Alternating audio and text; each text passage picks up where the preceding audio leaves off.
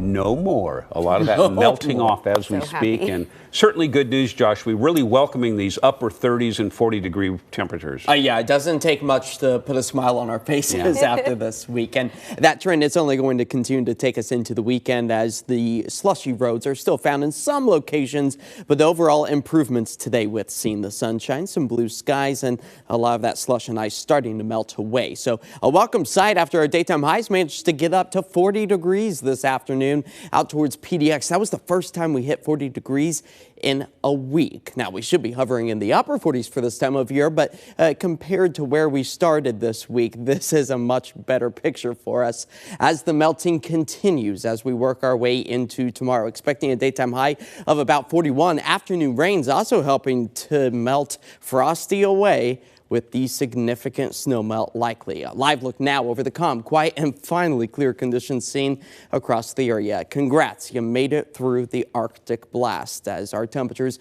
have continued to sit above freezing over the past several hours. 37 degrees is where we currently sit with winds out the east-southeast at about 9 miles per hour, and our roads only going to continue to improve. Already on the clearer side, still wet though for a lot of our freeways, but as far as Saturday morning goes, Saturday afternoon and evening, expecting a lot of those side streets to start to melt away as well, just leaving behind the typical wet roads that we know and love here in the Pacific Northwest. As all is dry, calm, and quiet now as the clouds still remain over the Portland metro area. If we look further to the south, these are some of the first few bands with our next storm system that are starting to move in, although they'll start to fizzle out before they actually make it into the Portland area, and still seeing just a few lingering freezing raindrops coming down east of the Cascades. So let's time out the rest of the weekend for you with the cloud coverage remain tonight into the start of the day tomorrow. You'll notice a lot of our temperatures sitting above the freezing mark. PDX at 35 for the start of the day tomorrow. We do start to see some of those easterly winds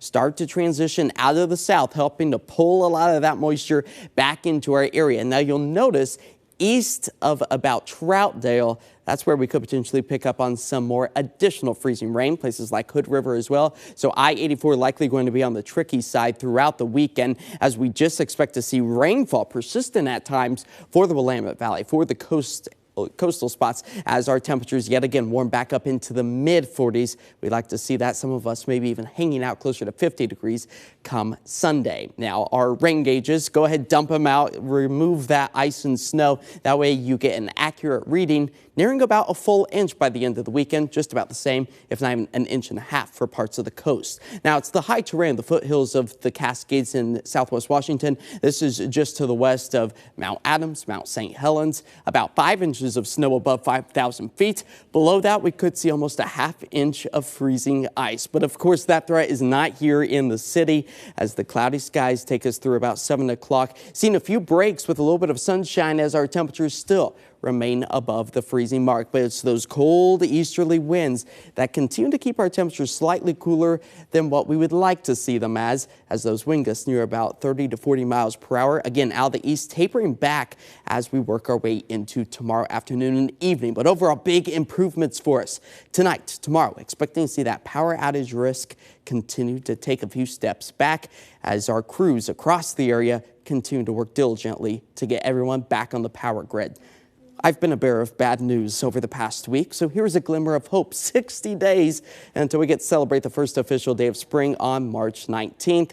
Yes, I'm counting it down. I'm sure you are at home as well, as we expect to see some spring-like temperatures by the time we get to the middle of next week. Look at Tuesday, 51, Wednesday, 52. On again, off again, rain showers are a very real likelihood for us, but we will take that any day if it doesn't involve any cold temperatures or freezing precipitation. So overall, a nice way to round out the end of January, which has been a very busy January for us. So nice, Josh. Thank you.